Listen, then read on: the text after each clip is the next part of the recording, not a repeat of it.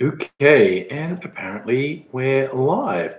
So I just have to do the usual and pop out the chat from the YouTube page so I can see it in real time because it's far too confusing to watch myself on the significant delay that YouTube does.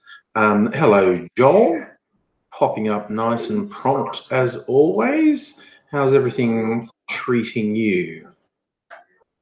All right, my laptop is acting a bit funny and slow to react, and I don't know what that means. Let me see. I think we're okay. I'm hoping we're okay. Don't want anything weird to happen. And both my laptop and the internet generally are yeah, okay, good. Fine and dandy. Looks like we're all okay. And hello, Toby and Rooksan. How's it all going, brothers? Wow, my drink is not that orange. I'm just looking at how this looks on the screen, and it's an iridescent yellowy orange on the screen. Not that orange. It's Advocaat. So it's like I'm having like a desserty drink. You don't like the color, Rooksan? It looks radioactive. I think it looks radioactive. That is such on the screen. It's such an extreme color. I promise it isn't that extreme in real life. It is. I mean, Advocaat is a yellowy orange color, and so my drink is a yellowy orange color, but it isn't quite that extreme. Toby, how's Aidsy? I did get to talk to Aidsy yesterday, and I mean, the sad fact is, uh, um, not good. Like his health is not good. He's trying to sort things, his home life, but you know, he's soldiering on, and we discussed some ideas for projects that he's now a bit excited to work on something. So we might have something coming up there. Oh, sorry, Ruku-san. I just get it. That was just the UG is just how you are. All right. Understood. Understood. Yeah, with the delay, yeah, which I think is between when uh, someone types something and when I see it, it's usually a 10 or 15-second delay.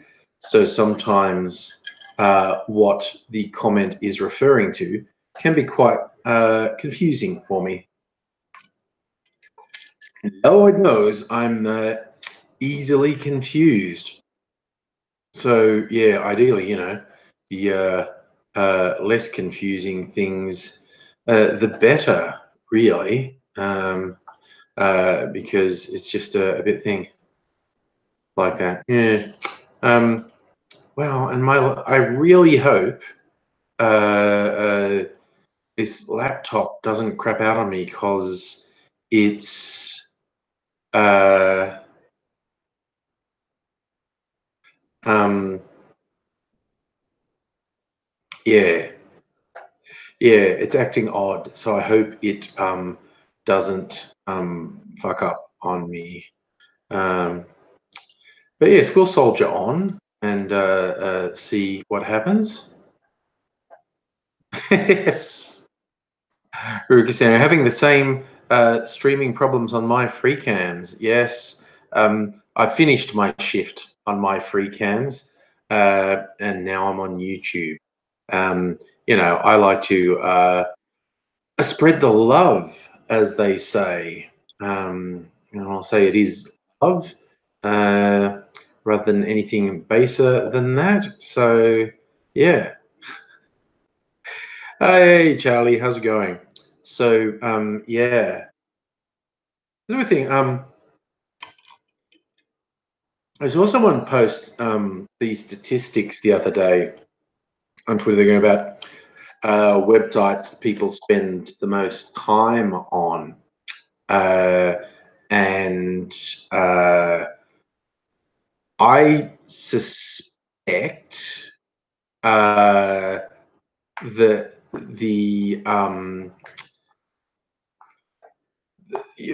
survey group may not have been a random sampling, may not have been a typical sampling, because they were saying the site, or maybe I misunderstood what they're actually saying, but the one at the top of the list was Reddit, which I know is popular, but still, in the scale of things, I thought was kind of niche. Like, I wouldn't have thought it was the most visited site in Australia.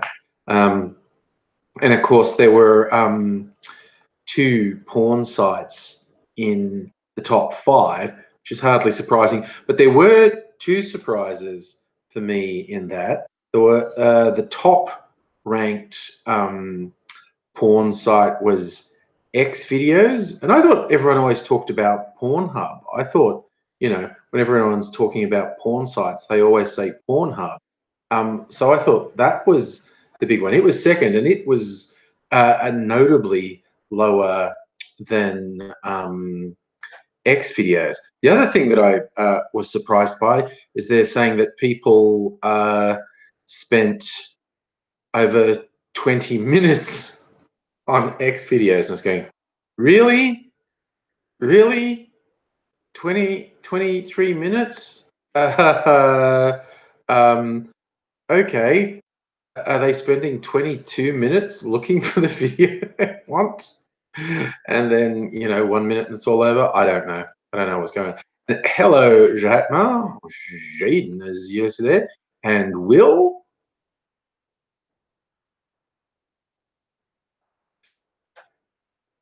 Toby, did Daisy ever check out Celtic King's Pornhub account? I don't know. I couldn't unequivocally tell you that. It's quite possible he did, but I can't tell you for sure. Remain one of those mysteries, unless we can get Daisy here again.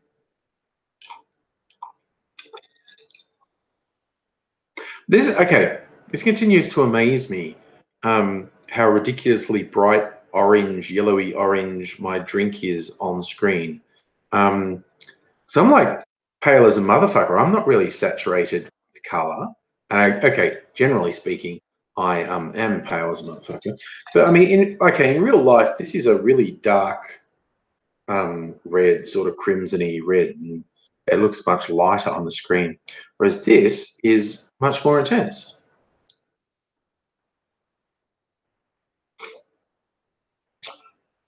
Well, things going your way, Hammer. You had good news. You're going to start law next year because someone in your family got a DBO against you for being mean on Facebook.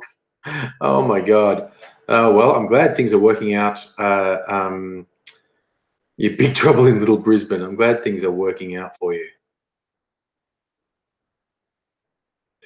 Okay, sure. Don't say it aloud. Sure. Okay. I see if you type things, I normally respond. So, but yes, I will bear that in mind. Okay. And okay, did anyone get the reference? Well, I called the video, honoring the veterans of the Second Civil War. A couple of days ago, Alex Jones, who's always spouting random bullshit, ran this thing that the liberals are they're launching a second civil war. The Democrats are launching a second civil war on Independence Day. And I was like, even by his standards, that's stupid. Now, he doesn't believe it. He just randomly made that up out of whole cloth. He just he's trying. It's like he must feel like it's harder than ever to whip up his base of idiots. And so he whipped them up with Democrats are launching a second civil war on the 4th of July. And what's weird to me about that is not weird that Alex Jones lied, because he lies all the time.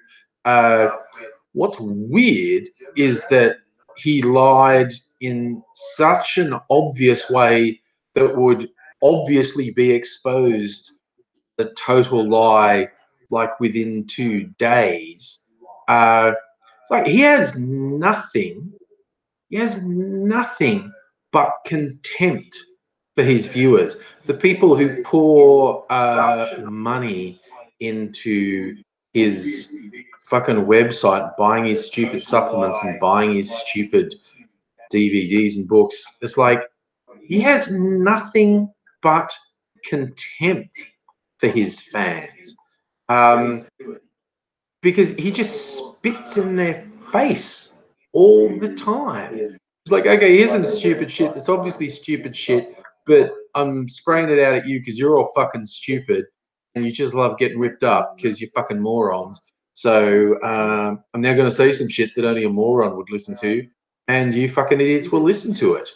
And while that degree of contempt his fans really does my head in. You're right, Charlie. I'm sure there was Antifa super soldiers involved. You're right, Miss Foxification, in as much as Trump just shamelessly lies to say things his rabid base want to hear, and he has no qualms about lying blatantly because he's never held to account for it. And I guess Jones is a bit more performative than Trump. I mean, Trump's always putting on a fucking act, but I mean, Alex Jones does the thing I do with the really shouting and carrying on. Yeah,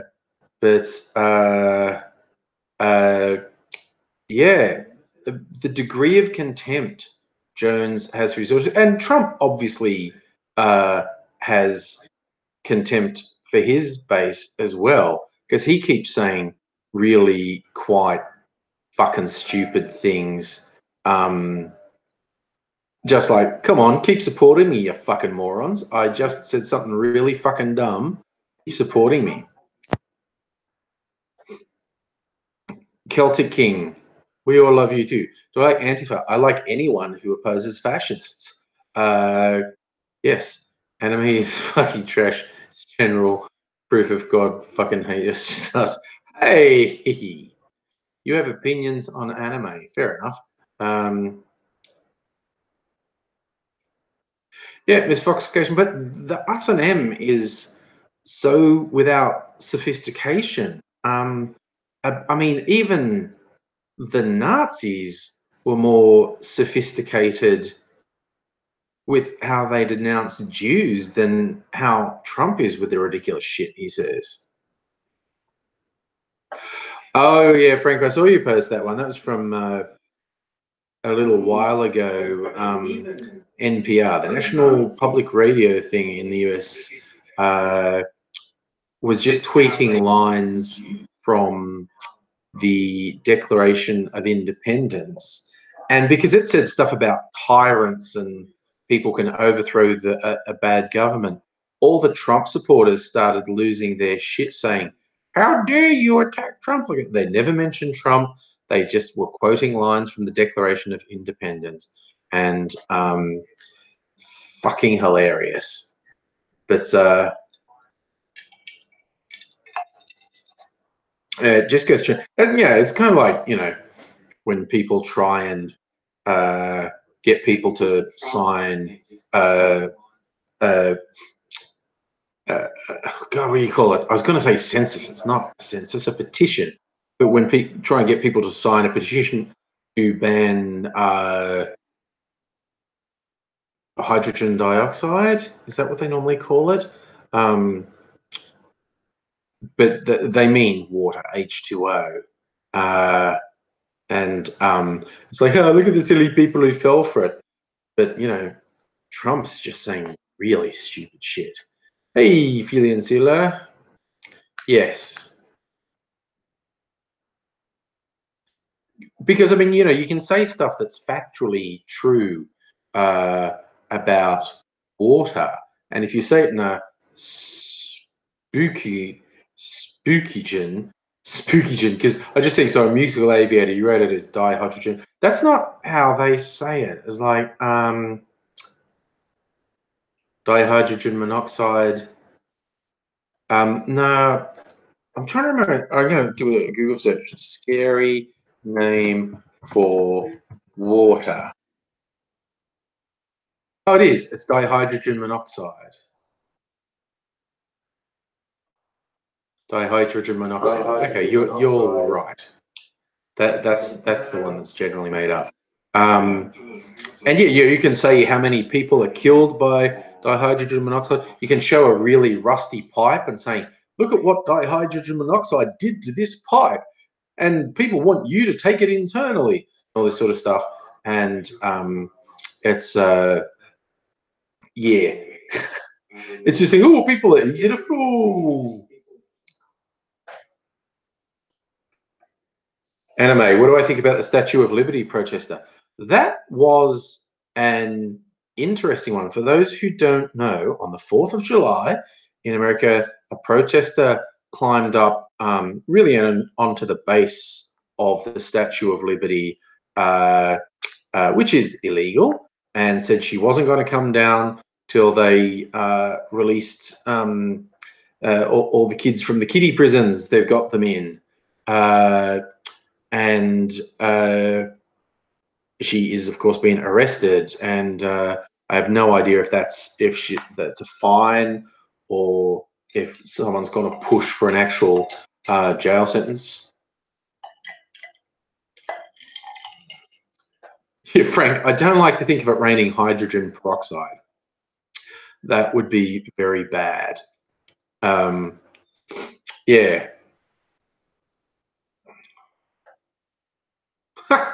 Kelter King, you answered your door to Jehovah's Witnesses naked, and you seem to get a positive response. Well, you know, buddy, you gotta show them all what God gave you. Hey, Harb, how's it going? Yeah, well, feel it, you know, still bring us your huddled masses. It's just that we're going to throw them into cages. Bring us your huddled masses, and we'll throw them into cages, basically. Well, that's a positive thought, Charlie. If it was raining hydrogen peroxide, you bleach your roots for free. I'm just saying Billy Connolly had a story about greeting Jehovah's Witnesses nude. Well, that actually does seem like something he might do, either deliberately or accidentally.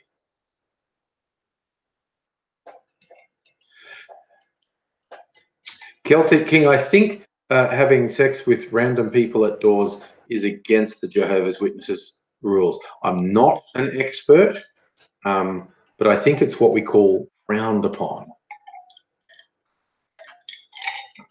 Ah.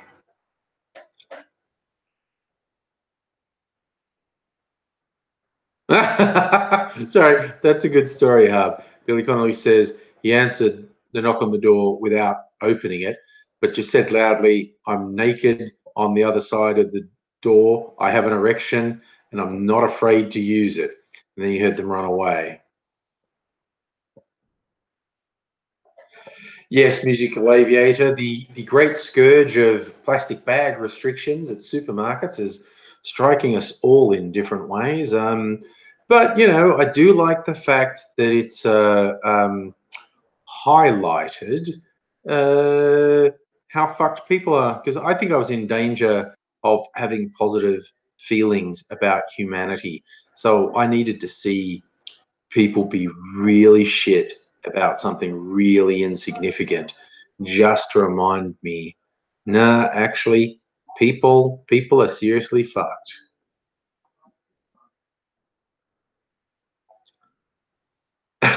Chen, you're highlighting that things anyone but Trump would get kicked out from. Nothing about Trump's campaign, election, and presidency makes any sense at all. It's basically he's smashed anything that was regarded as a standard of behavior for public life. And I worry America will never recover from that. I worry that people don't realize just how much damage he's doing. Hey, what the fuck? Wow, feeling too. Oh, well, your friend was a Christian brother, married a devout J-dub, and then working 6 years and one child. Hey, my sister, who was a Catholic nun for a while, married a former Catholic priest. And there aren't that many former Catholic priests. Not many people leave priesthood. And they got married and they had 3 kids. So, yeah, no, 4 kids, 4 kids. 3 girls and a boy. 3 boys and a girl. I like that, Frank. Someone whining about people throwing gay frogs at Alex Jones. Oh, that's surreal. How do they know the frog? I'd be upset if anyone threw frogs at Alex Jones for the sake of the frogs, basically. Unless they were like, you know, stuffed frogs, like little rainbow plush frogs or something. That would be worth throwing it at Alex Jones.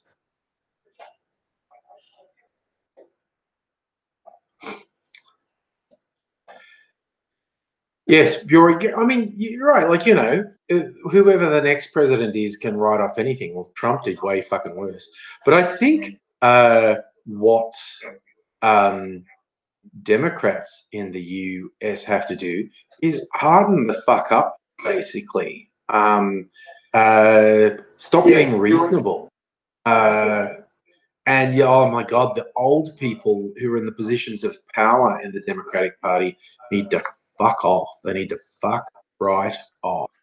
Because they're out of touch and they've got no fucking idea. And yeah, they need to fuck off. And people need to go in against the Republicans and go in hard. I hear cane toads. We'll bring up, for those who don't know, what I'm saying, don't be cruel to frogs. I can conceive of being cruel to cane toads because there are millions of the fuckers and they are wreaking havoc on the Australian ecosystem. So, yeah, do whatever you want. But be careful because they secrete an incredibly toxic poison. Apparently, can get you quite high in the right dosage, like it's quite hallucinogenic. Some people boil up. I don't know if they boil up the whole toad or if they skin the toad and boil the skin.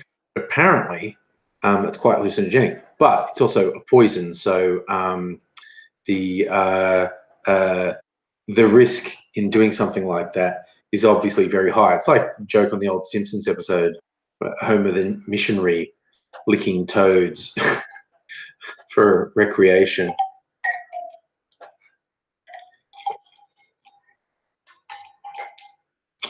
Misfoxification, yes, you raised one of the more troubling things about Trump. The hardcore, extreme conservative evangelical Christians support him almost unanimously, despite the fact Trump is clearly not Christian, despite the fact Trump is clearly not a good person. He is a very sick and evil person. But there are 2 reasons. You get the apocalypse cults, the people who actually think the end of the world is a good thing because they'll get taken up with their savior. And that's why they support Israel, because in their interpretation of the Revelation's predictions, Israel has to exist for Judgment Day to come, which is very fucking weird. But the other thing is they are sure, and they are correct in this, that Trump will enact the most extreme policies for them, like banning abortion and whatnot.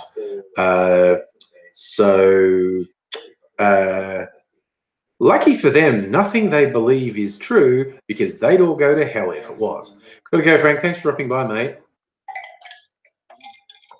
Oh, yeah, when you heard Alex Jones call the school shootings fake, call them actors.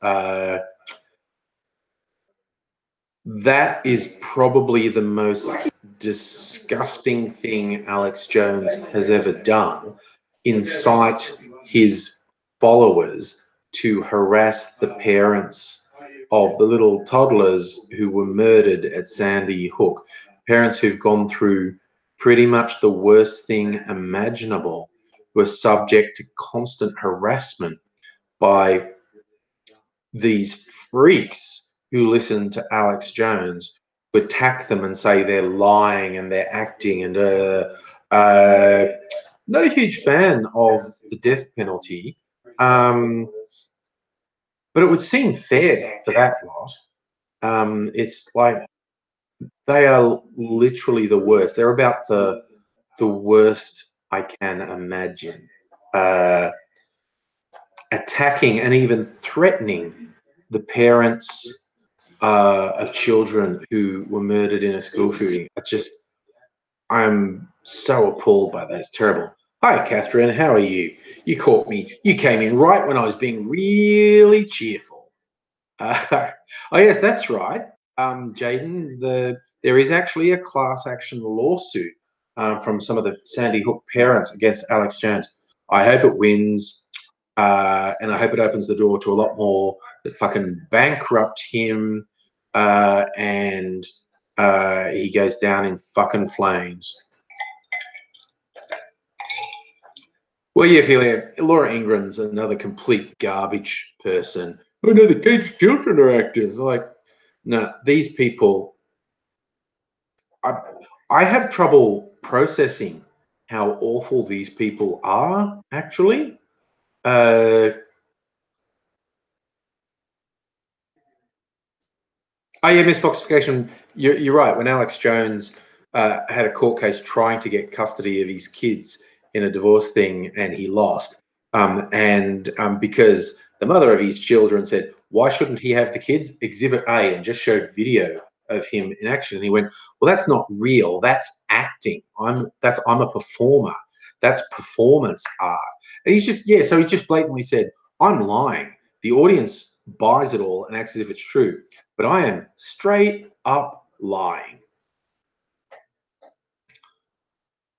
Oh, that one's widespread. Defenders of the Trump action saying, "Oh no, they're being treated really nice. Where the kids are is basically like summer camp." I mean, sure, they're really young and many of them don't speak English and were just dragged away from their parents and have no idea what's happening and are living in terror and will be permanently traumatized by this. But yeah, summer camp.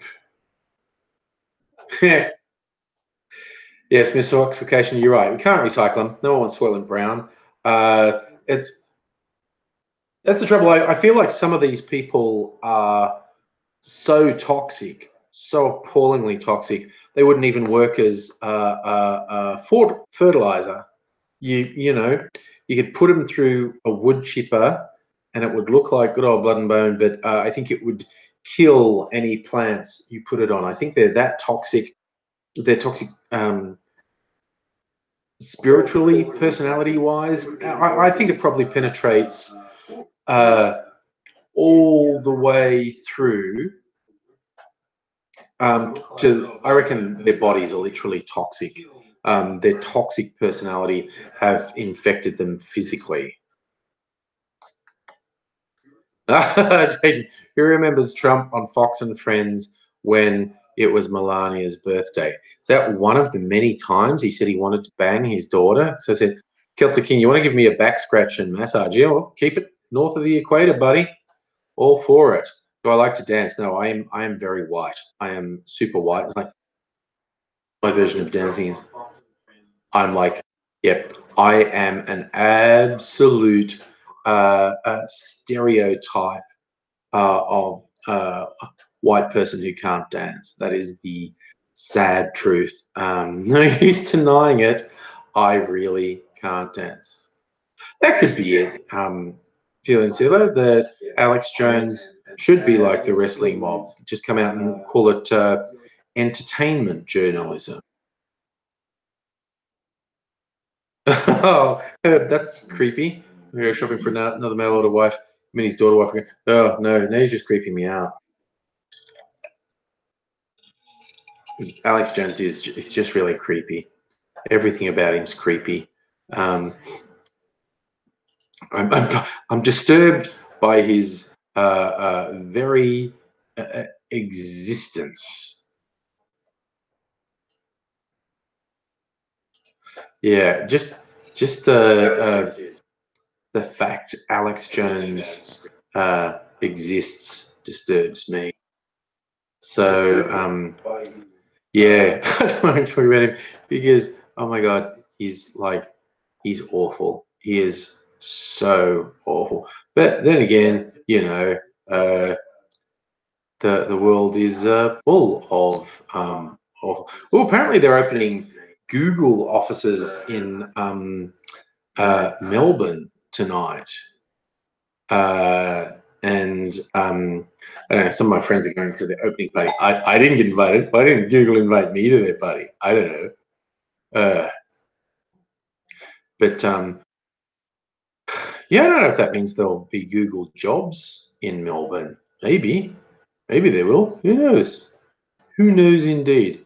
But yes, the ever expanding Google empire has expanded to have offices here in Melbourne now.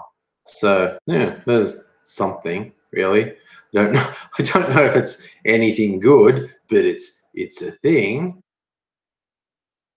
Oh dear. Yeah, it's one of those things. Oh, look, a little thing just popped up. Time to block another racist fuckwit on YouTube. A friend of mine has what do we call it? A pastime? Was it a pastime? Some anti-fascists do a thing saying yelling at racist dogs, which is an acronym YARD, doing yard work, and they're showing up with that idiot Lauren Ingram and Stephen Mullen in Melbourne to yell at people. Yelling at racist dogs. Celtic King, no, you can't kiss me on the lips. I'm in a monogamous relationship. Sorry. Oh, but you got a warning at court. Well, that's a good thing. That's a good thing, man. And I hope everything goes well for you. And I hope you're feeling better about stuff. That's it. Lauren Southern, I got the name wrong. Thanks, Miss Foxification. Yes, I just feel it. And Heidi both just saying, Google don't be evil as their motto and haven't had for several years. It's like they grew up. You know, actually, we are evil. Just realized we're evil. Oh well. No, I think not as evil as Facebook. I think Facebook's really evil, quite honestly. There was a really good article, opinion piece written this week called Zuckerberg and his oily rag empire. And it's basically how it was just saying what Zuckerberg and the Facebook crew have done is just at best amoral, but it was just really callous and thoughtless and just all around awful. You've finally arrived, Tara. Nice. Yeah, $10. I loved some of the memes people made when Zuckerberg did his testimony to Congress. Some of the animated GIFs people made were absolutely awesome because Zuckerberg looked so uncomfortable most of the time and looked like a fucking alien or a robot half the time. But I think my two favorites were the way he drank water, like, yeah, really normally, in a really normal way, like normal humans drink water. Someone had done an animated GIF where it ran forever. He's just got the cup up there and there's water running down his face, and it's just this never-ending looping GIF of Mark Zuckerberg pouring water down his face. The other one I liked, his head was a balloon. It was like his suit and collar, and then it was empty. There was no neck. There was a string, and his head was a balloon on the end of the string, and his head's just gently floating back and forth. That was pretty cool. You can't stand for people in power like Trump talking about hardships as normal people. But I don't know that Trump has engendered this cult that is so completely removed from reality. Remember when he joked on the campaign trail of he could shoot someone on Fifth Avenue and it wouldn't affect his popularity?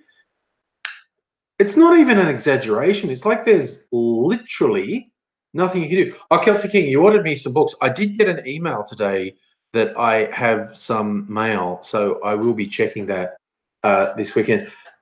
But something fucked up with the post office, and they weren't sending me notifications, and they also didn't tell me that I was due to pay my renewal, and they fucking cut off my mailbox, and so I think I actually lost an enormous amount of mail, which I am very upset by. Yeah. Oh, Angry, you found out you're an uncle. Is that for the first time? That's big news. Catherine, you are very right. The concept of evil is very much subjective. I always thought, although the quote got somewhat misrepresented, and I forget what it was actually in relation to, but Will Smith was basically saying people don't think they're evil. Even people who are doing really evil things usually have rationalizations, and they're quite convinced that they're not evil. And the line he said was, the Nazis didn't wake up in the morning and go, let's be evil today. They thought they had convinced themselves they were doing the right thing. They thought they were in the right. They never went around going, we're bad, we're awful and terrible. They had convinced themselves that slaughtering millions of people was right. They never thought they were doing the wrong thing. And that's just how scary people are. Yes, Celtic King, same post office box. I had to use an entire afternoon getting it fixed up, and it was really stressful, but I did get it fixed.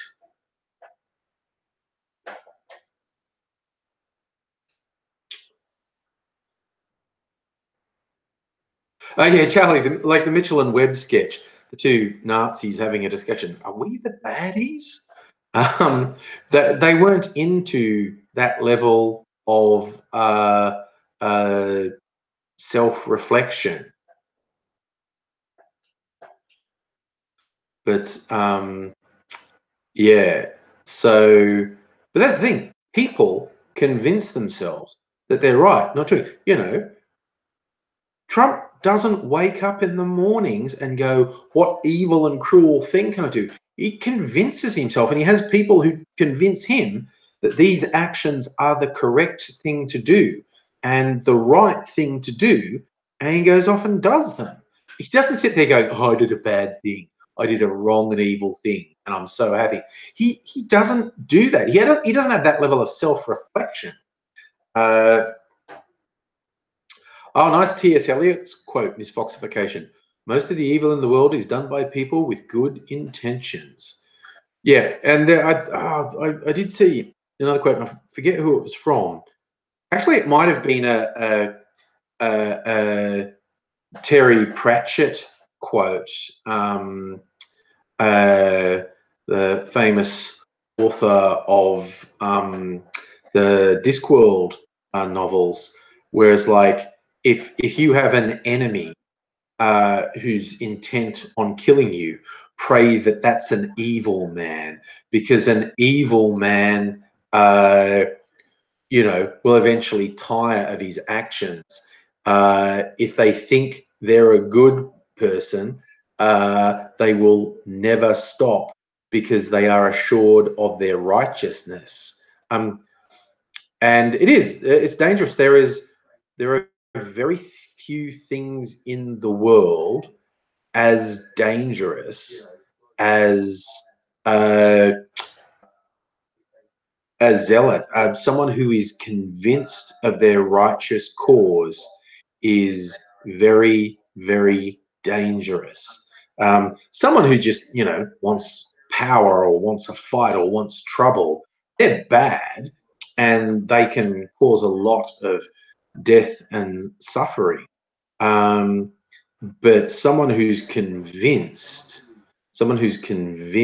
that they have righteousness on their side is very dangerous. Yeah, misfoxification. You get stalkers who believe they're doing right.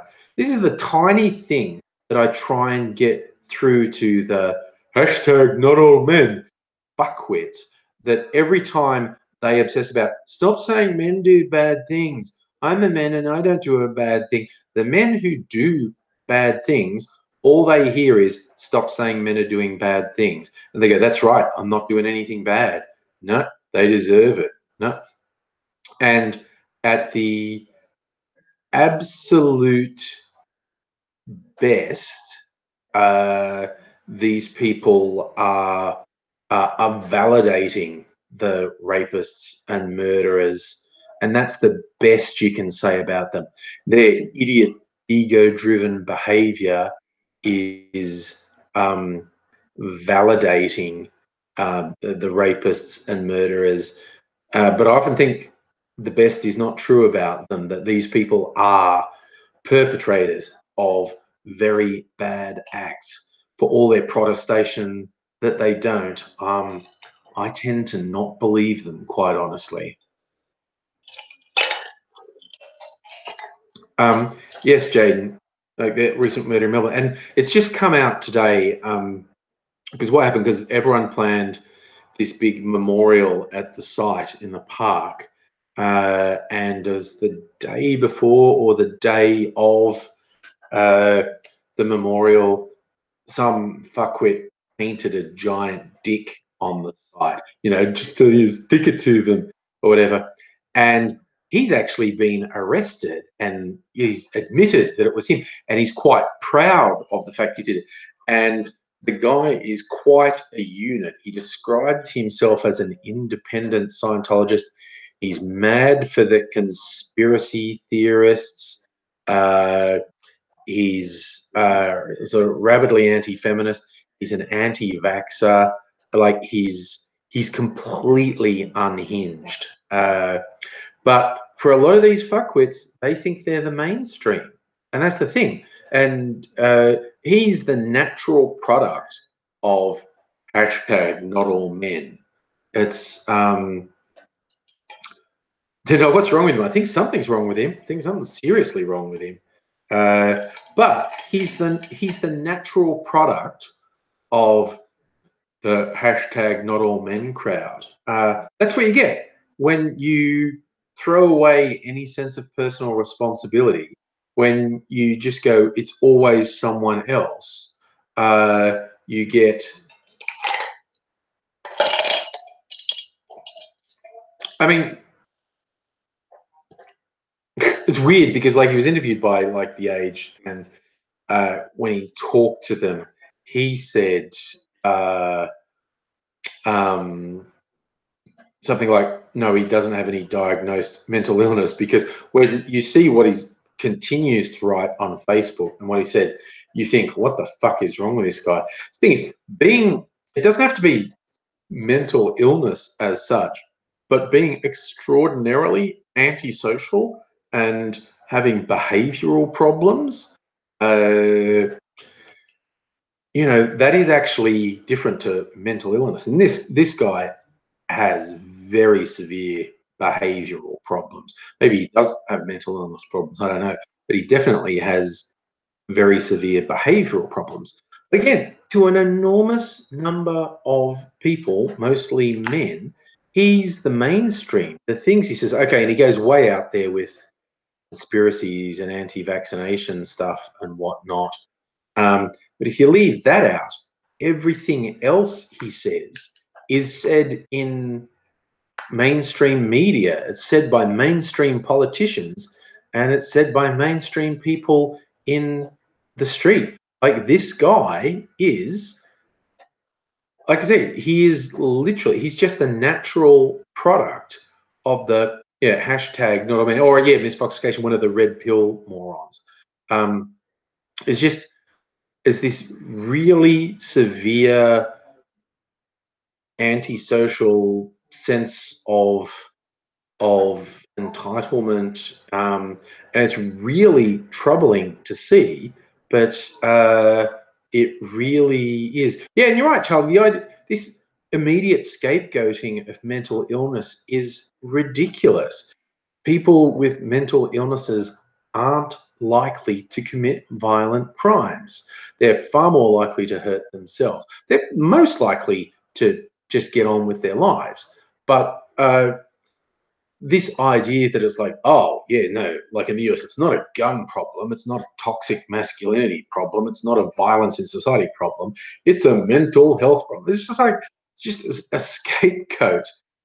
Oh, you're right, Charlie. It's worse when they say autism, because people on the autism spectrum are actually less likely to commit violent acts than anyone else. It's just absolutely ridiculous. And that was apparently this guy's bugbear. There's a line that's been put about by, well, basically the anti-feminist crowd, saying, oh, no, this is not a male violence problem. This guy had a severe form of autism. And there's been no evidence presented for that at all. And even if he was on the autism spectrum, it's irrelevant. He said people on the autism spectrum tend to be less violent than people who aren't. It's absolutely ridiculous. It's just bizarre to see people regurgitate this shit. So hard to wrap your head around sometimes. Let's get a drink. I might make a drink. I just have to decide what drink to make. Ice is the first thing I need. Let's get some ice. What's up here?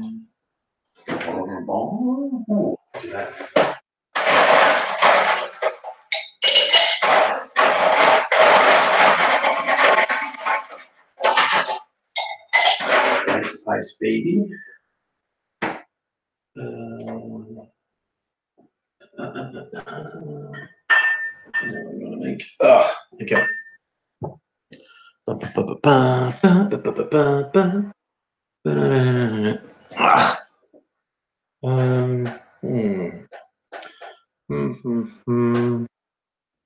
I need something else.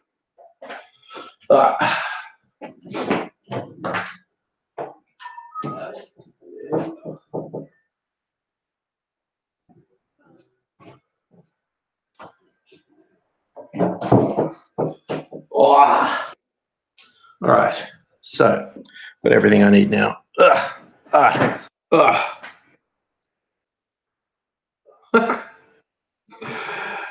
Tara, that's a good excuse. Complain a bitch lot, but actually too lazy to physically hurt someone. Yeah.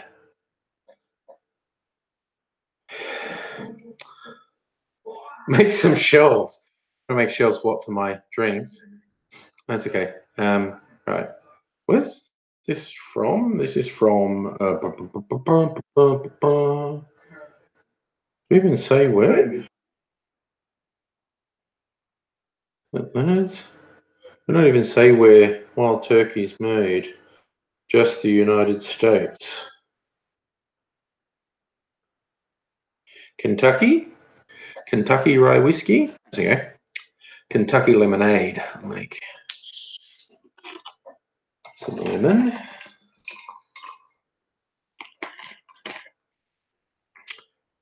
And as Fat Boy Slim would have it, go a little bit of this and a little bit of that.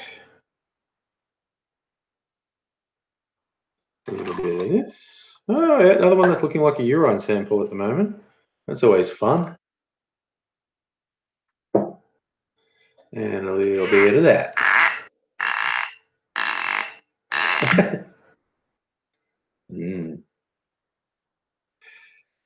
Yeah, Charlie, you're absolutely right. Mental illness makes people more likely to hurt themselves, someone else. It's like Hollywood and TV have a lot to answer for because they always have like, ooh, these diabolical evil types who are, psychopaths and whatnot. And I was just like, no, most troubled people don't actually hurt.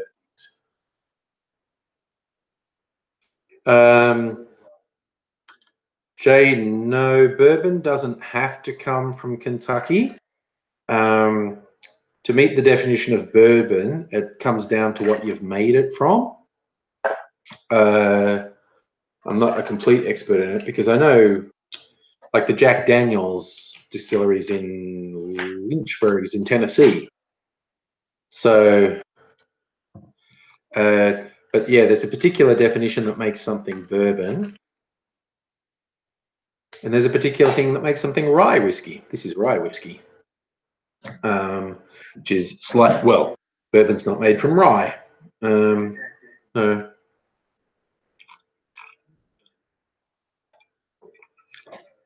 Misfoxification. I know what you're saying, but I don't think I have automatic color adjustment. It's just a webcam on a laptop. I don't think it's that sophisticated. Let me see. See, if I touch something, it'll probably kill it. So I'm very cautious about that. Okay.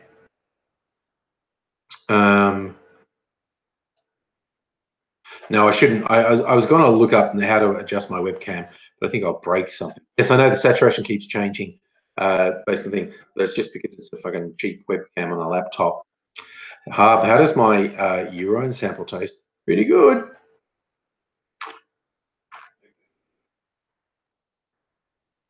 So, I mean, the main states that produce bourbon are Kentucky and Tennessee. Yeah,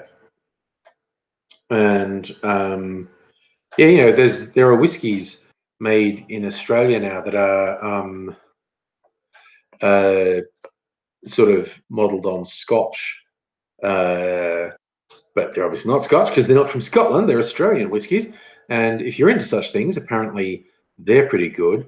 So I mean, it's like, and of course you get Irish whiskey as well, which is slightly different to Scotch. So you get Irish whiskey, Scotch whiskey, bourbon, rye, and little versions of it from around the world. I've got one up there.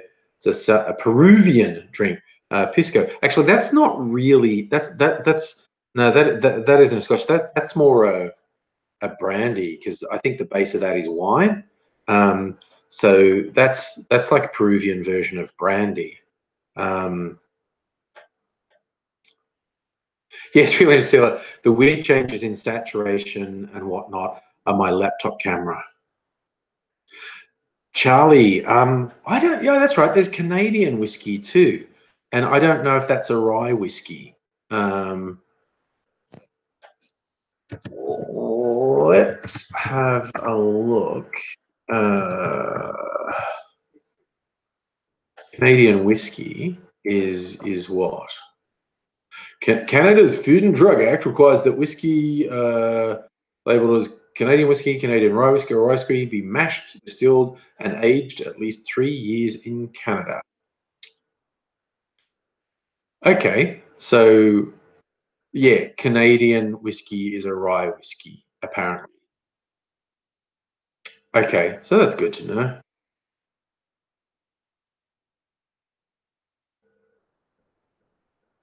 Oh, okay, here's a little bit of trivia. Like bourbon, Canadian whiskey is usually made from several different grains.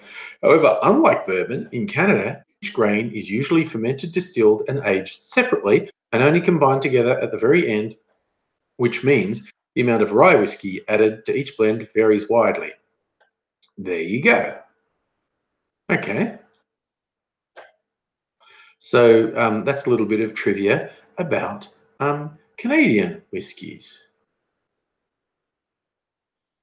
So there you go. I hope we've all learned something out of that. That's what Canadian whiskey is. It's a rye-dominated whiskey. So here you go. Charlie, you like Canadian club and dry. All right, Hub, you got a snort laugh out of me. Bad joke. Friend saw a sign that said, drink Canada dry, so he did. Hub, did the Chinese invent whiskey? I don't think so. Um, uh, I mean, it's interesting. The name whiskey is a corruption of the Gaelic name Oiski Baha, water of life. So we go. When was whiskey invented? Let's see if Google told 1494. First evidence of whiskey production comes from the Exchequer Rolls for 1494.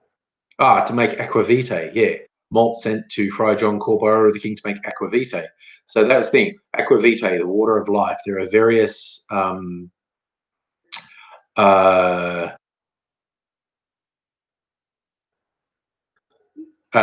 various countries have a drink that they call the water of life, but that's what whiskey is. Aquavitae in Latin, or in Gaelic, Esquibaha, and I don't know, the British pronounce Esque as whiskey. So yeah, it dates back to 1494. There you go, and it was invented in Scotland. Chinese, probably everyone invents their own alcohol. I'm sure the Chinese invented something. The history of alcohol on the Angry Channel. I'm going to drink my way through the history of alcohol.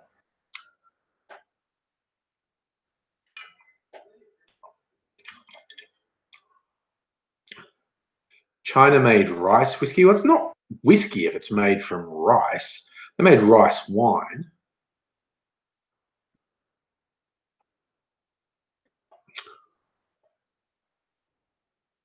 Okay, well, you all are getting pointed to different Google answers than me.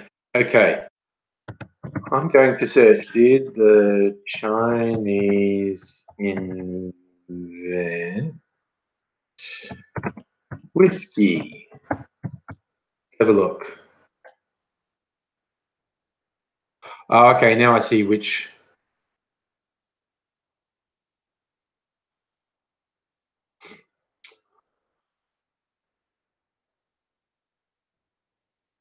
But I mean, that's just like a blog post. Oh, it's a QI. Okay.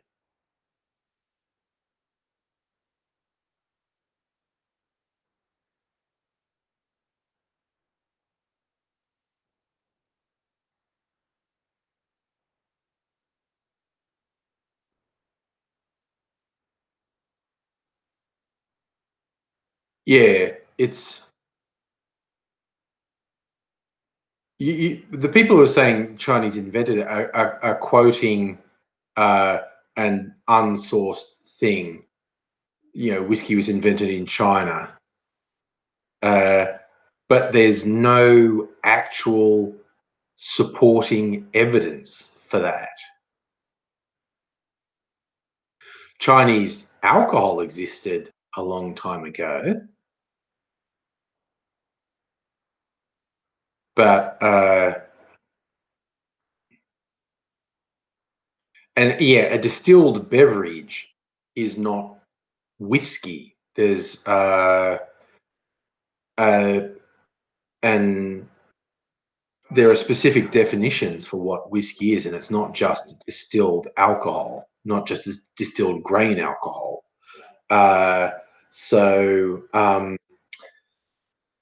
And it's interesting the thing where people say, "Oh, this proves it's in Scotland."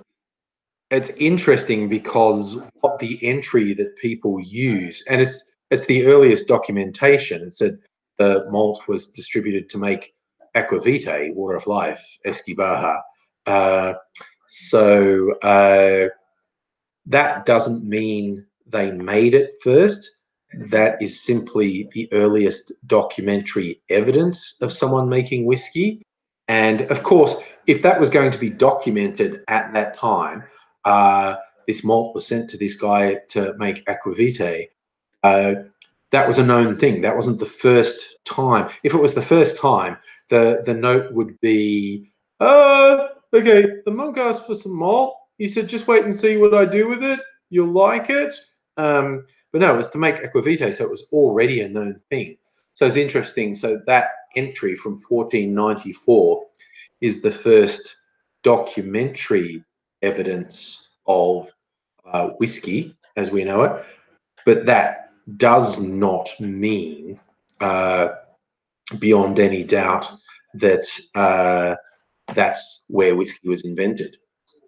Interesting. Oh yeah, how's Aidsy? Everyone's asking how Aidsy is. Not well. He's sick and a lot of pain, and he's trying to sort things out. I talked to him yesterday, and you know, he's soldiering on. He's got to work on some scripts that would be potentially either for sketches or for animations. I do know a few animators, so basically told AZ to come up with the craziest sketches he could, and we might get them made into animations. Never see, but yes, I will pass on my best to AZ.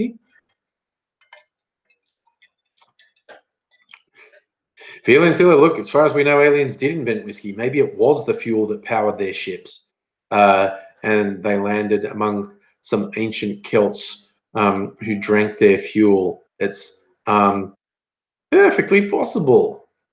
So, yes, but yeah, it is always important to say, like, look, there were known to be distilled grain-based alcohols made in China and Italy as well, thousands of years ago. But they're not whiskey. They're you know, a different distilled beverage. So, oh yeah, fermentation goes back even further than distillation, like beer, basically, and wine. Fermentation of beer and wine goes back even further. And Tendai, you're stuck between choosing this stream or another. Dude, look, I don't mind if you need some variety in your life. There's nothing wrong with that. You know, I'm glad you dropped by, but yeah, and if you want to stay, that's also good. I'm flattered if you choose to stay here, but you know, it comes down to what's working for you tonight. Yeah, you're right, Catherine. We could have AZ die in horrific ways in animations and come back. But the thing is, he has died in awful ways and come back, and we still have him. Yes, sure. We've got to see other people. And this is an open relationship. You all can come and be part of it at any time. But yes, yes, Miss Foxification. He's like Kenny in South Park. Not quite as often as a Kenny, but he certainly has. Mind you, he has had some violent ones like car crashes, getting shot and stabbed. He did, the shooting and stabbing didn't kill him. Nor did the car crash, although he did once crash his car off-road into a dam at night, and the car sank while he was still in it, and it was at night and fairly deep dam, and so it was pitch dark and the car rolled and stuff, and so the real danger was as he was sinking, he literally didn't know which way was up. So if he was to get out of the car and start swimming, he wouldn't know if he was swimming up or down or straight across. Yeah, no, and he actually worked it out because this was back in the days when we wore wristwatches, and he had a wristwatch with a glowing dial on it. Maybe it was a digital one, but he had a wristwatch with a glowing dial. And he said what he did, he blew bubbles past the face of the wristwatch, and that he could see the bubbles. And the way the bubbles went was up. So that's the way he knew how to swim up. So coming up with that in the state he was in when he drove his car into the dam was no small feat, quite honestly. Yes, some strange power is watching over him, but he. I mean, the stories I want to tell with him. We make the joke about him getting shot by Iraqis before it was cool. It was actually before the first Gulf War. So yes, he was a bit of a hipster, being ahead of the curve, getting shot by Iraqis before it was trendy, and it's because he grew up in Canberra, where all the foreign diplomatic missions are, and here's the Iraqi embassy, and the word got around him and his mates, who were, quite frankly, scruffy young tearaways. He ran with a pretty rough crowd, or from what he tells me, there's a lot of pretty rough stuff going on in Canberra. So, but him and his mates heard that the Iraqi embassy guys there were growing marijuana plants in the garden because it's sovereign territory. They're not subject to the laws of Australia within the boundaries of their embassy. They can grow dope and not get prosecuted. And so they come up with a cunning plan of let's sneak in one night, climb the fence, steal some plants, climb out. This cunning plan, which I don't think they really worked out the full scale of it, that this was the embassy of a military dictatorship. So there were soldiers with guns there, and they were probably very bored soldiers. And I'm sure him and his mates probably made far too much noise coming over the fence. I'm sure there were security cameras everywhere. I'm sure they saw them coming, and they were fired upon. They ran and climbed the fence, and Aidsy got shot through the thigh as he was going over the fence.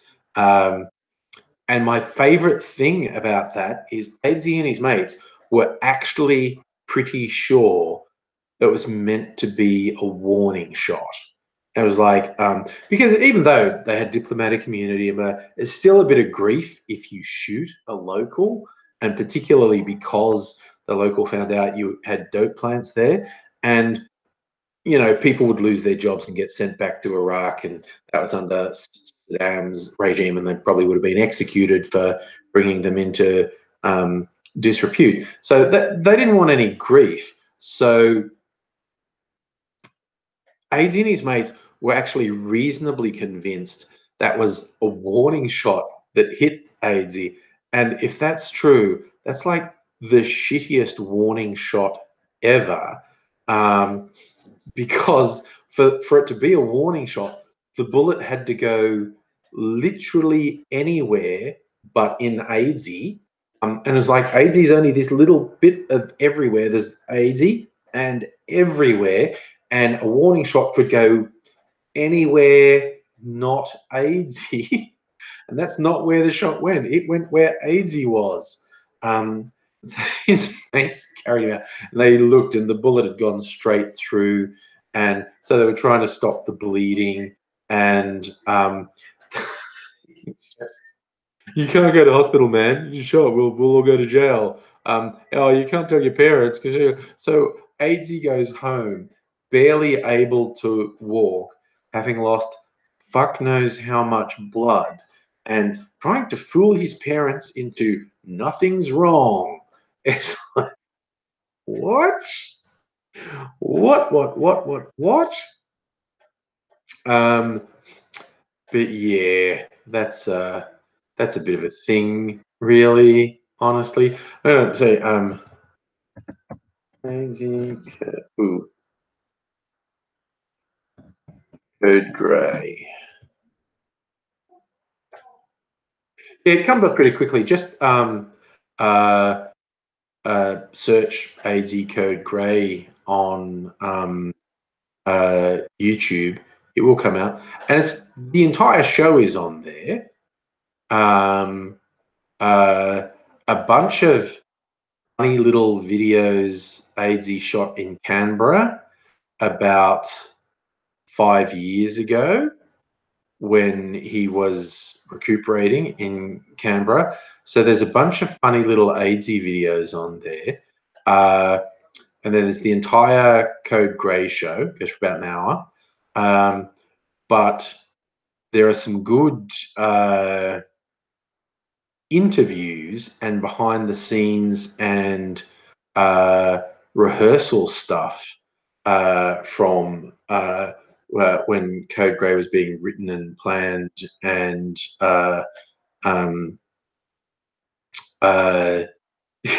sure. But possibly my favorite is one where everyone was saying terrible things, and I was recording it to maybe put on YouTube. And Aidsy said to everyone, like, oh, wait, we were thinking of putting this on YouTube, so I don't want to police you too much and like say you shouldn't swear, but could you make the things you say less like hate crimes? And then we all told him to fuck off, and he's going, fine, you may all blow me. You're right, Toby. He does need to do more, but he's a bit unwell at the moment. We'll do something soon. What? We're looking at sound like Sheila Broslowski. Fair enough. Hey, Jaden, didn't Alan stand up? That show was in the comedy festival. Christ, I think it was 8 years ago now. He won what's called the Moosehead Award. Each year at the comedy festival, there's like this memorial award for some famous comedian. It's called the Moosehead Award. It's people who have an idea for a show that's maybe not a really commercial idea, but has artistic merit, and the person needs some support to get the show on.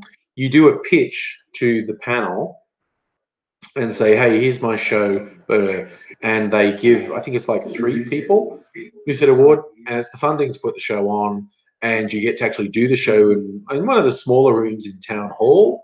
So you're in a good venue, you got the money to put the show on, and you got support to develop the show. It's very prestigious to get a Moosehead Award, and Aidsy got a Moosehead Award.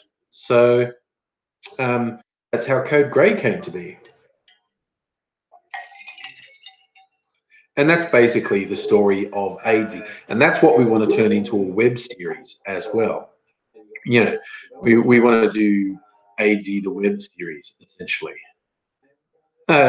Charlie, we have the Church of Music. Don't know where she is tonight. She was about earlier complaining and stuff. But she comes around like, yeah. But yeah, I think there are enough churches and cults in the world. It's really, when you look around, I think it's actually quite disturbing how easy it is to develop a cult-like following. I find it really off-putting. Like that freak David Avocado Wolf. Man, that guy's fucking strange, and he just says the dumbest shit. But he has all these followers. It's really quite disturbing. Oh, Gathering, yes, the Thailand soccer team that got stuck in the caves. Don't know if anyone's seen or missed that story. They're quite young, I think. It's like a youth soccer team. Like they're like 11 or something.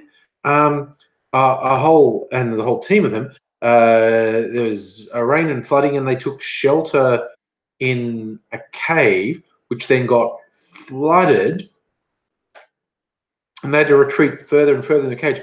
But now they're in this whole cave system they're in flooded, and they'd been missing for like a week. And of course, everyone was worried they were dead, that they got washed away. But divers were searching the cave system, and they actually found them, and they're all alive. And it's amazing. You got to go, Tendai. Thanks for dropping by. Yeah, they're all alive. But now the nature is, because getting to them was quite difficult. Apparently, it was this really narrow, twisty, water-filled caves with no visibility. So the people have said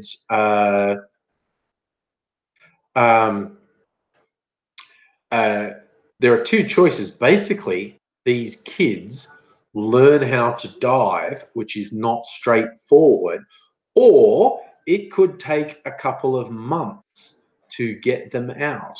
They would be stuck there, and people could take supplies to them on the regular, both food and medical supplies. But yeah, the latest things I was hearing is they could be stuck down there for months, which is, wow, so weird. Oh, misinformation, I hadn't heard that. You're saying people are saying the coach is actually responsible for them and might be prosecuted. Yikes. I didn't really know any detail of it.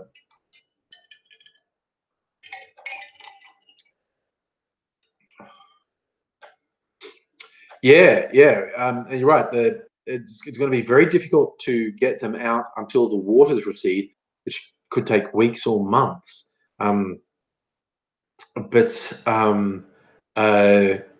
the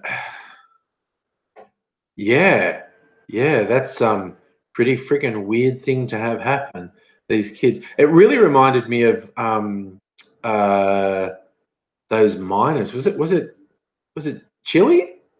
The miners who were buried alive, and everyone. I mean, I was one of the people who assumed they were all dead, but then they were found, and they lived underground for a really long time before the rescue was effected and they got out.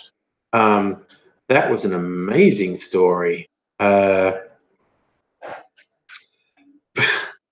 People thought I was behaving in bad taste at the time, because I thought once we found out this whole quite big group of miners were alive, but were going to stay underground for quite a while, I was like, okay, it's cool. But I thought, okay, so we're going to live. What happens next? And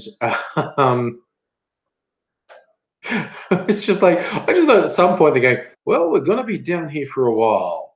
And let's be honest, at some point, we're going to start thinking about sex. So let's not have anything unpleasant happen. Let's just cards on the table. Who's up for it? I'll start. I fancy Marco. How about it, buddy? Are you up for it? Because you know that conversation would have happened at some point. We're going to be down here for a month. Man, I'm going to get really horny. Does anyone want to experiment? Definitely would have done it. Oh, misfoxification. There were 33 Chinese miners killed in an underground explosion. That's unpleasant. Yes, I see a few people mentioned the Beaconsfield mine in Australia. That was on a smaller scale. There were 3 miners trapped underground when there was an explosion in the mine, and one of them was killed in the explosion. But the other 2 survived a long time and got out alive. Yes, Jaden, I wouldn't say it about the soccer players because they're kids, but like the Chilean miners, they were all adults. So, I mean, and I did it as a joke, but I was also completely serious. I mean, for real, these dudes are trapped underground together for a month. They're going to get bored. Someone's just going to look. I think it's time we talked about it. I just want to know who's up for it. Okay? If you can survive the month and not worry about it, you do you. But I think anyone who is up for a bit of action while we're down here, speak up now. And I have no doubt that conversation had. Adele, you are super late, although I'll probably be here for another half hour. So, what have you been up to, Adele? Yes, Jaden. I think Celtic King would have sparked the conversation 30 seconds after the landslide. It's like, dudes, we're buried, probably going to die. Who wants to fuck? Yes, Catherine, what happens in the cave stays in the cave. Oh my God, I just remembered who saw the the Ali G movie came out years ago. It had young Martin Freeman in it, actually. Oh, Puri. Here's the story. One of the guys down the mine had both a wife and a mistress, and they discovered each other when he was down there, and he considered just staying down the mine to avoid the drama. Everything. There's a thing in the Ali G movie where the evil guy there's like evil prime minister, trapped two of Ali G's sidekicks. Martin Freeman was one of them, and the other guy trapped them in an office, which was then sealed airtight, and the air was slowly sucked out of it, and they were going to die in there. And Ali was somewhere else, and eventually Ali rescued them. And when he burst in over the door, the guys were naked, getting it on. And he's going, "What the fuck's going on here?" And he goes, "Oh, you rescued us. Well, we thought we were going to die. So we're both sitting here. We're going to die. Do you want to try it once before we go?" And he goes, "Really? What was it like?" And they go, "Not bad." And he's like, "Okay, can we go?" And they're just like, "Oh, can you give us 30 seconds?" It's like, oh, so funny. Adele, your exciting life involved disappointing your cat because you didn't replace his biscuits when he scattered them. Oh my God. See, my ploy is I don't feed our cats, so they never bother me to get fed. Mrs. Angry feeds the cats, so they always hassle her. Like, it's hilarious. Like today, because I got home before Mrs. Angry, and I think I was playing on the computer, and Mimsy was sitting by the door, and when Mrs. Angry opens the door, the instant the door opens, Mimsy's like, "Ow, ow, ow," like really drama, harassing, "Feed me now, feed me now." She never bothered me. She never bothered to hassle me because I don't feed her. Because once you feed her, she's like, "Feed me some more." She's just like that cat stereotype of eat the food from the center of the bowl so you can see the bottom of the bowl, but there's food piled up all on the sides. And she goes, "There's no food. Wow, wow, wow. There's no food." There is, you know. But cats, really? Cats are like that. Ha! Jaden, your cat's 18 and demented. That is quite old for a cat. It just meows all the time. Oh my God, this is not a cat. This is a bird. You should look this up because this is really freaky. There was a video that I saw on Twitter. And what it was is it's like I think a TV station in the UK got it, but there's a crow, an English crow, because it's got white on it, and it's like some of this family of birds can learn to mimic human speech, like parrots do, and this crow's asking people in a Yorkshire accent, "You all right, love? You all right, love?" And you go, "I'm all right. I'm all right." It's super surreal. Like people got like their phone video of it. Uh, it's called a pied crow. You know, like a magpie. Pied crow is just, it's black and white, and yeah. So there's this video of this crow saying to people, "You're all right, love." Ah, absolutely surreal, but fantastic. So that's like, you know, unrelated to anything we were saying, but I just remembered it and wanted to share. You should search for the crow that says "You're all right, love," because it's pretty funny. Ha! This foxification. Why the bottom with cat food's not concave? That would be good, wouldn't it? Rather than flat, if it was a really deep concave, so the food just fell in when they ate it. Adele, I did see your pic with your new glasses. That is pretty exciting. Pretty exciting. Feel it and so I think you've probably hit the nail on the head with the kids, with the rescue saying, "Do you want food?" No. Messages from your parents? No. Hookers? No. Rescue? What do you want? I want Wi-Fi. Yes. Jaden, yes. The sound of the kookaburra is pretty impressive. And I think you may be right that the first fleeters thought there was something very weird. I think, but then when they started seeing it, could you imagine if you were only used to European animals, maybe you'd seen like some African animals in a zoo or something, maybe seen a lion or whatnot, and you saw a fucking kangaroo. What would you think? What would be going through your head?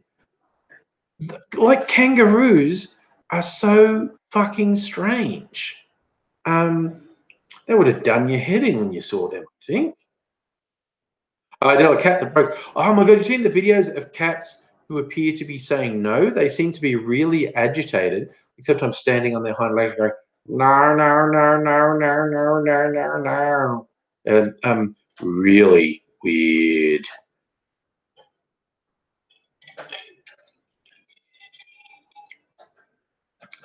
But yeah, I think Australia definitely has. Yeah, no, Catherine, you're right. The bouncing and how fucking big they are. Now, I don't think they would have seen any Western Reds around Sydney. I think they would have seen grey kangaroos, which are big enough. But man, if they saw a really jacked Western Red, like, they stand like 2 meters and all muscly, that would really weird you out. Yeah, you're right. Yeah, it's Charlie. I love that a kookaburra sound effect is always used in jungle movies. It's like, oh, you're in the jungle. It's a fucking kookaburra, man. They do not live in jungles. Safi had an old guy in a buggy with a parrot tell you, g'day, mate. And you didn't know if it was the old guy or the parrot. I love it. I love it. Oh, Jen, you're right, platypus. It would have been a while till they saw a platypus. But yeah, platypus would be very difficult to see. Yeah, I agree with you, Safa. When you saw a kangaroo, you would have thought giant fucking rat. And in fact, that's what when the Dutch landed in Western Australia, they landed on the island that is covered in quokkas, which is like the super cute little fat marsupial that appears to smile. They just thought they were big rats, and they actually called the island Rat's Nest Island. It still has the Dutch name today, Rot Nest Island. But yeah, they just thought the island was covered in giant fucking rats, and they called it Rat Nest Island.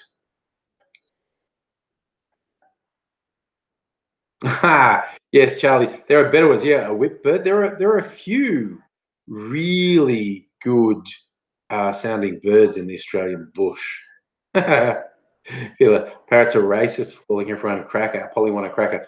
I have been at a couple of uh, sort of refuge centres, wildlife centres, where they've had different sorts of parrots in cages, but they're parrots that used to be household pets, and for whatever reason, this animal shelter's ended up with them. I've seen them. They've got a sign saying, "Don't blame us for the language the parrots use. We didn't teach them." Because a lot of people think it's hilarious to teach parrots to swear, and they think it's hilarious because it is. It is objectively hilarious to make a parrot say, "What the fuck are you looking at?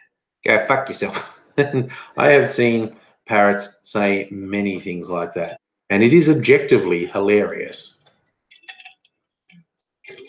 Toby, I should play the bagpipes. I can't.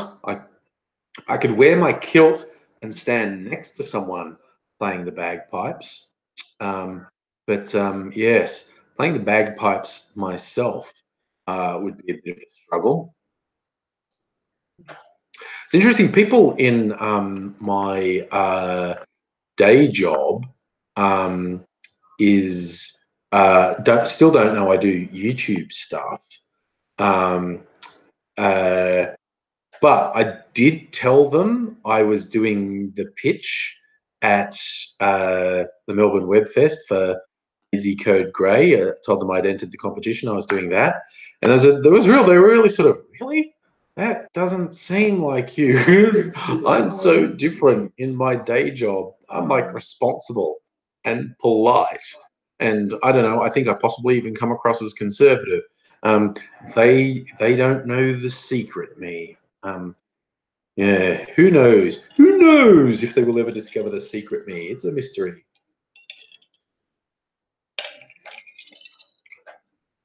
Toby, all the cool kids are getting killed, son. You know, one day I might get another one. Who knows? I was very tempted because the site where I bought them gave me a code for a discount on a second one. I almost got it. I thought, no, one will be enough. Misclassification. I'm going to teach a parrot to say I'm triggered. Yeah, well, you can teach it. I mean, I grew up, we had a sulfur-crested cockatoo, white cockatoo, and they are very good talkers. But we inherited it from someone else, and you sort of boring things like "Hello, cocky." You know, cocky want to scratch. Although it's funny because my mum's friends used to come to the back door of our house, and the birdcage was in the backyard, and call for my mum, whose name was Patricia Pat. So they go, Pat, Pat. So the cockatoos started going, Pat, Pat, and which I found hilarious because my mum would occasionally come out thinking it was one of her friends, and it was the fucking cockatoo. And it also did a really good dog. We had a dog, and it did a really good dog bark, like for real, sounded like a small dog. It was a very convincing dog bark that it did. Chad, yes, you promised a portrait. You want to put it in the Archibald. That's good. Yeah, you're right. Dangerously talented. The corporate angry is the secret angry. That's my secret identity. Scott, speaking of which, I got paid today. I'm rich, bitch. I pay off my credit card and splurge this weekend. Oh, Charlie, you certainly don't want to get bitten by a crocodile. You don't want to get bitten by a crocodile. I meant bitten by a cockatoo. But by the same token, you don't want to get bitten by a crocodile either. Yes. I remember often, like when people visit Melbourne, I take them for a drive out the Great Ocean Road, and there's a particular place where you can stop as it's a caravan park. There are a lot of parrots. There's king parrots and some rosellas and whatnot. The king parrots are really impressive. They're quite big, and you get some seed, and you go stand out there, and they'll just land on you. And sometimes dozens of them will be all over you to get the seed. And they're pretty good at not biting you. Although, you know, the claws can be a bit sharp. You get all scratches on your claw. They'll like sit on your head and shoulder and arms and eat out of your hand. And it's heaps of fun. Visitors really like it. But occasionally you get like the white cockatoos. And I had an American friend and part of the group that we were traveling with. And there's some white cockatoos. And he went to feed them.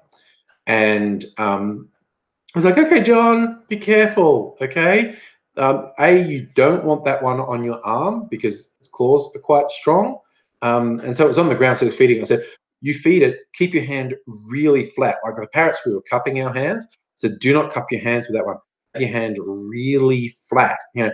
But the seeds had fallen down the cracks between his fingers, and the fucking sulfur-crested cockatoo with its really quite impressive beak, trying to dig the seed out from between his fingers, just bit down on his finger really hard. Hurt him quite a bit. He's like, ah! And I'm standing there going, okay, don't laugh. You probably won't appreciate it if you laugh, but it was really funny. I was like, be careful, John. It might bite you. Scream. No, it bit you. Okay, there you go. Oh, Catherine, do you get travel sick? Saying that Great Ocean Road is nauseating. You have to be very careful with people you take on the Great Ocean Road because it is this really twisty, turny road. And if you are at all susceptible to travel sickness, the Great Ocean Road is quite bad for that. Oh my God, Felix, like, caught your 8-year-old girl cussing and secretly filmed it, showed it to her mum in front of her. She's crying, but still tonight. Oh my, she said fake news. An 8-year-old caught swearing on videos saying it's fake news. The world's fucked. I mean, that's hilarious. That's absolutely hilarious. But fake news thing is really concerning. Oh yeah, Adele, the Great Ocean Road is beautiful. The scenery is amazing. Like I said, you can go to this bit where the parrots will get you. There are some koala colonies around there. You can see koalas in the wild, which is neat. So yeah, I often take visitors on the Great Ocean Road.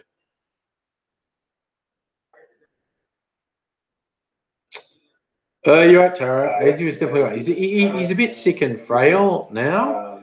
But yes, absolutely live every day, because the big lesson you should learn from AIDSy is live every day, because you never know what's going to happen. Like his whole thing with getting a bit on the scrot by an ant, which resulted in a flesh-eating infection. That's like the 1,000,000 to 1 shot, but it happened.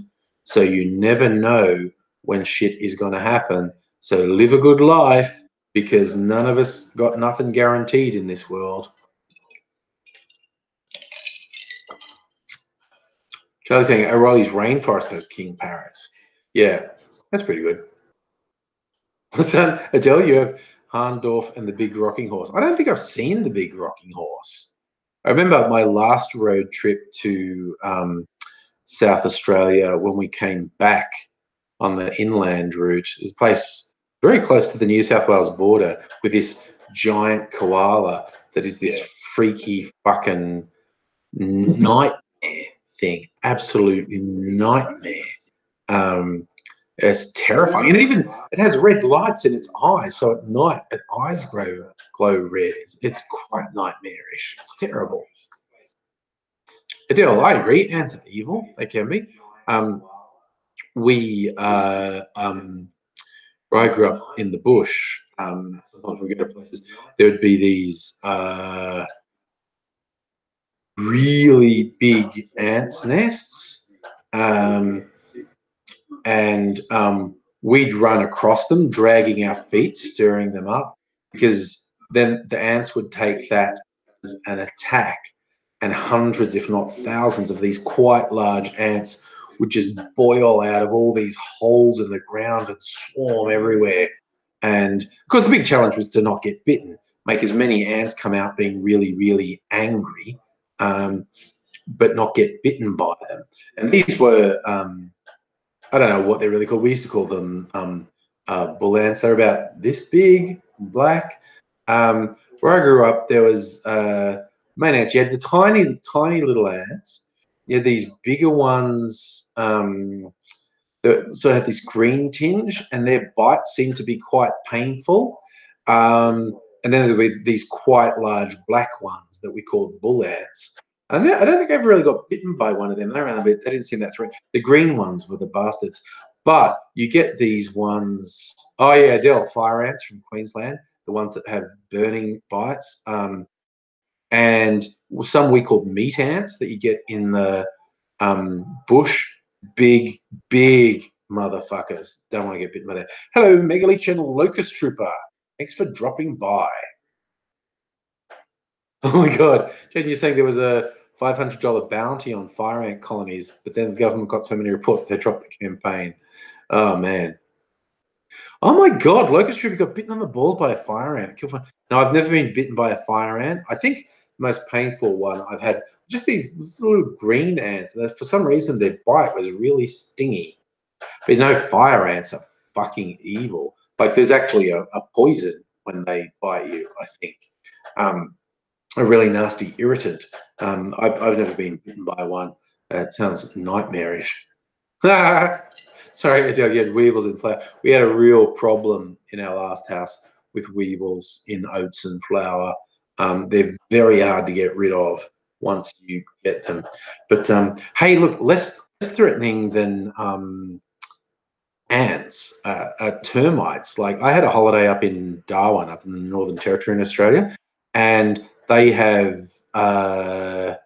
two sorts of termites that make these big mounds. One just make really quite large mounds, but there's this other type that make these mounds that they're like narrow. They're tall, but they're not like a mountain. They're not like a dome.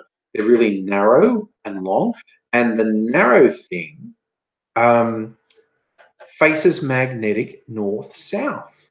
Like these termites have something in their brain that senses magnetic fields. And when they build these mounds, they're oriented magnetic north-south. It's super weird. I've been well, thank you, Locust Trooper. And just as a name, Phyllis made me laugh, saying fire ants are indeed evil, but you pitied him for buying Locust Trooper's balls. Okay, that is a solid burn. That is an absolutely solid burn.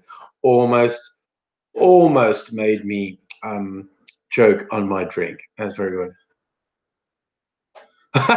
Sorry, Adele, that may have been the problem, that you had your flour in a 20-year-old container. The move to a modern container may have been a good idea.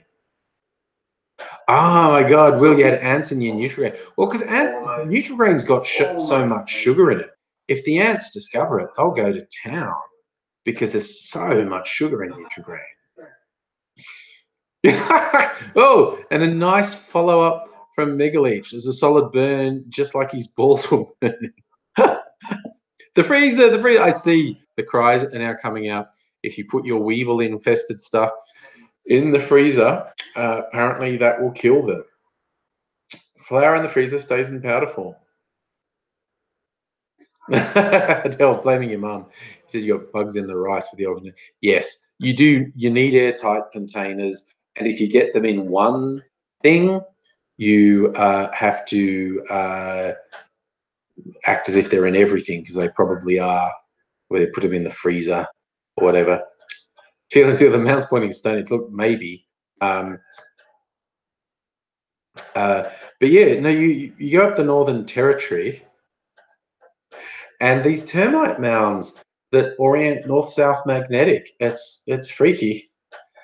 Like, Stripper, you always wanted your balls to entertain everyone, didn't you? It is. It's an unexpected bonus to the evening that your balls become a central part of the entertaining. Well, there are certain ants in Australia. You're saying, Charlie, they're extra protein. There are certain ants that grow in the bush. I think they call them honey ants. They do collect nectar, and you actually see them. They have their little abdomen is translucent and full of nectar, basically a honey. And they were the very popular bush tucker, very popular with Indigenous Australians. A little sweet treat, just bite the end of these honey ants. So definitely edible. I mean, what were the big ones, of course, the ones that we used to always gross ourselves out as kids? Witchetty grubs, ew. But apparently, if you cook up witchetty grubs in the coals of a fire, they're very tasty and what do you call it? Nut-like. Oh, fuck, Locust Trooper, fuck, that got returned to you. I told everyone a bit earlier. What happened, right? The post office is meant to send me email notifications when I got mail, but that service is really flaky, and they weren't sending it to me. And they also didn't send me a notice saying that my box was due for renewal, and I hadn't checked for months, and I finally went and checked just this last Friday, and no, that lapsed. What? And I got it back. I've got the same post office box back. But yeah, so your MacBook got returned to you. Thank fuck you had a return address on it, because I was worried some prick in the post office stole it. But yeah, so for, I don't know, a couple of months, any mail that got sent to me got returned to sender. But I've got the post office box back now. But yeah, no, Jesus, when I found out what had happened, I was super pissed off, because I was worried, man, if you hadn't have put a return address on the MacBook Pro, they wouldn't know what to do with it. I reckon someone at the post office would have just fucking stolen it.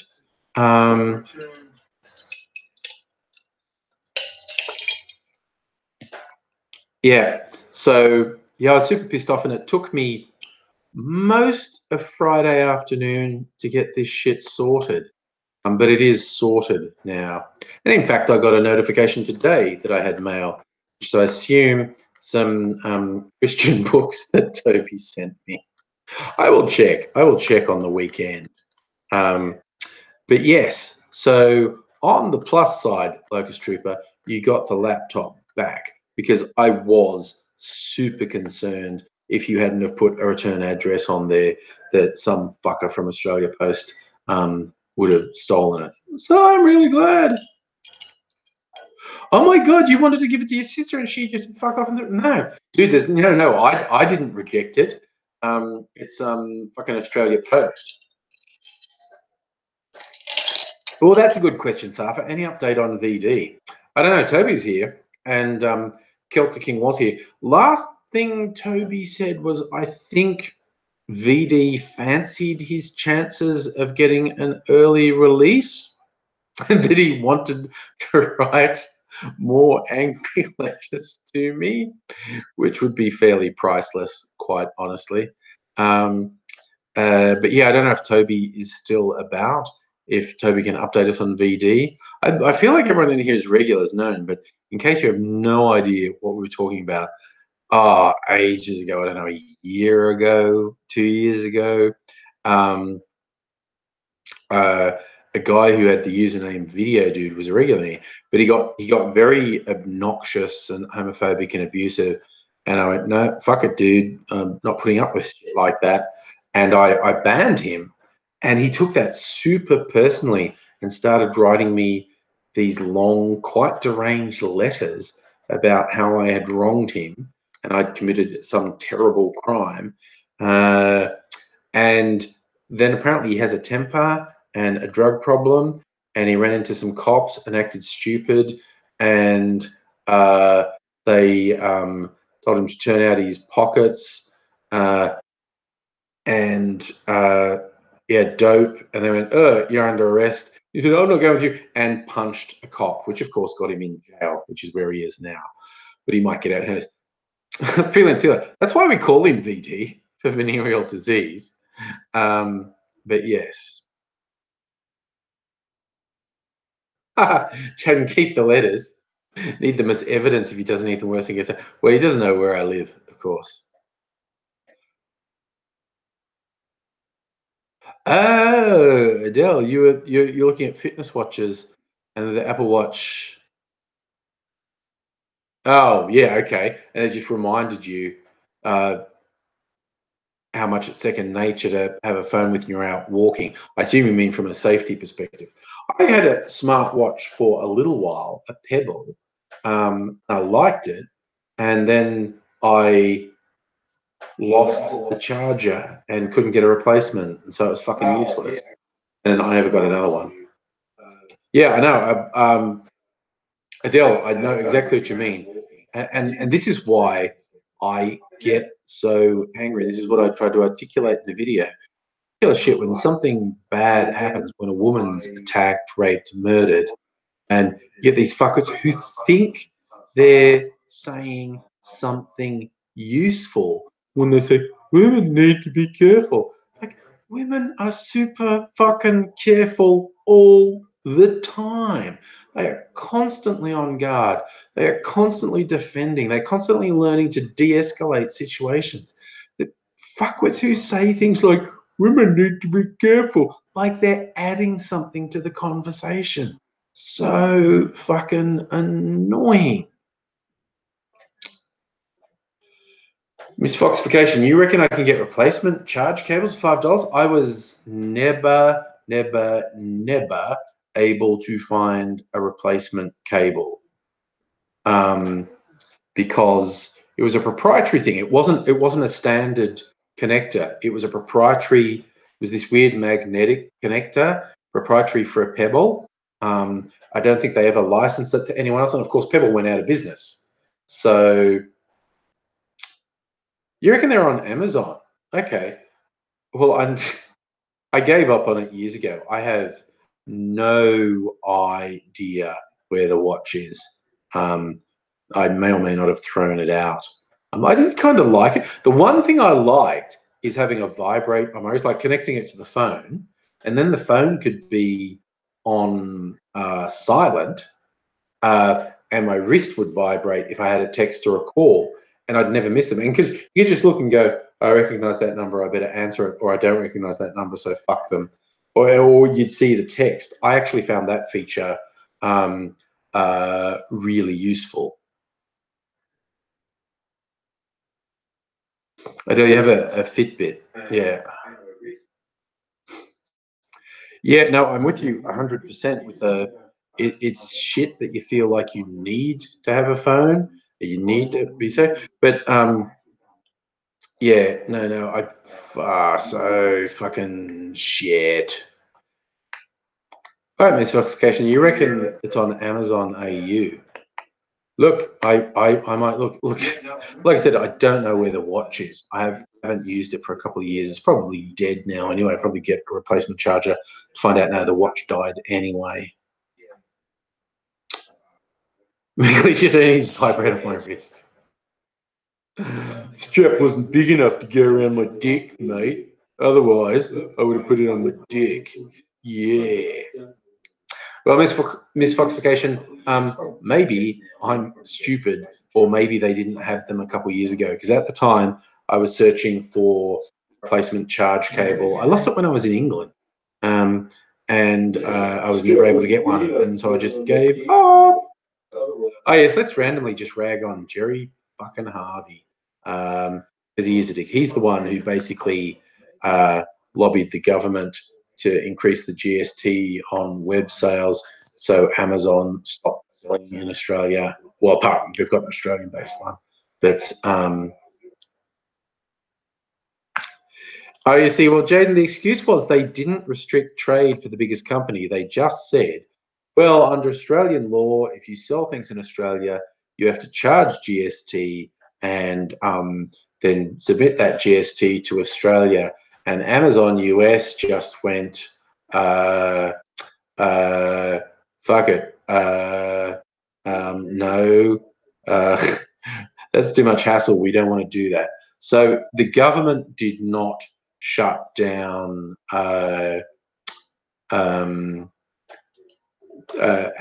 at all. They just said to Amazon US, you have to collect GST on all sales.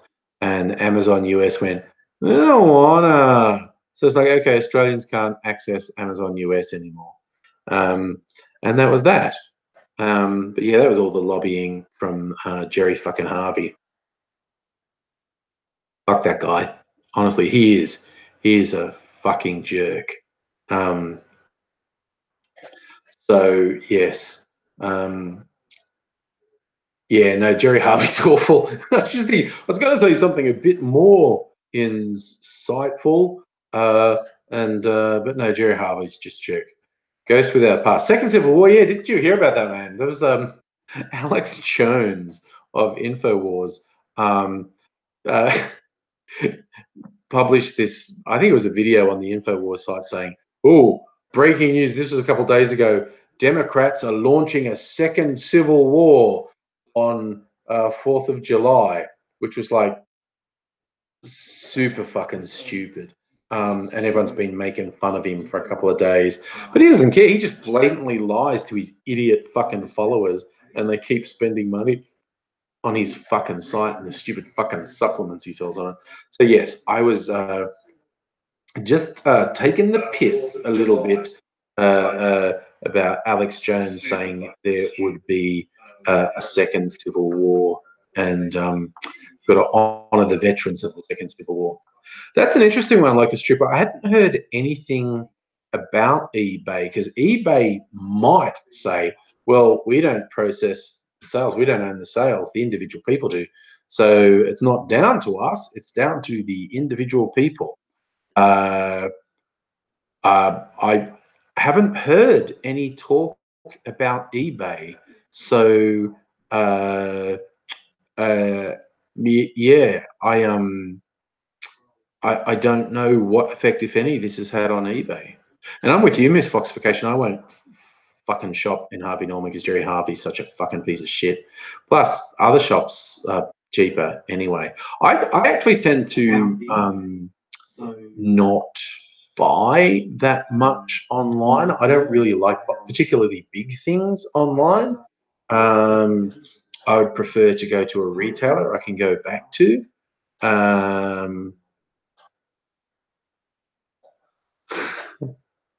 Jaden, sorry, I've missed you a little bit. What do you think is unconstitutional? If you're talking about the GST thing, no, it's not. It is a simple thing that the government said. Well, when the GST was introduced, they said, okay, all these transactions have to include a 10% GST, which the retailer collects or the service provider collects, and the returns to the government. And internet sales were getting away with it for ages. And then they introduced a thing like if you spent more than $1,000, you did have to pay GST. But then after pressure from Jerry Harvey, they went, no, all internet sales have to collect GST. And that's a perfectly legitimate, legal, straightforward, if dickish thing for the government to do. And Amazon just went, yeah, we're not doing that. So Australians are blocked from the Amazon US site. Philosopher, you bought a washing machine online. Okay. See, I just have this paranoia about buying bigger things that don't work and it being a huge hassle to get anything back from an online store. Although, yeah, I bought a cheap-ish washing machine back when I think it was over 10 years ago, and it's still running. So, man, if it died tomorrow, I'd just be like, oh, well, too bad, so sad. You lasted a really long time for a comparatively cheap washing machine, and I would just get another one. But yeah, I just really, maybe I'm just old and conservative. That's what it comes down to. I'm just old and conservative. And I don't. Oh, Jen, you're referring to Jerry Harvey having influence over the Amazon. Well, he was just being, as a business person, saying, I'm subjected to this tax, therefore everyone selling stuff retail should be subjected to that tax.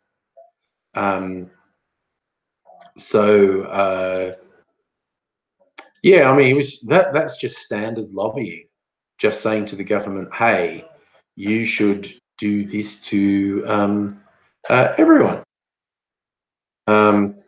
But yeah, no, it was a dick move, and Jerry Harvey's dick, and the current government are all dicks.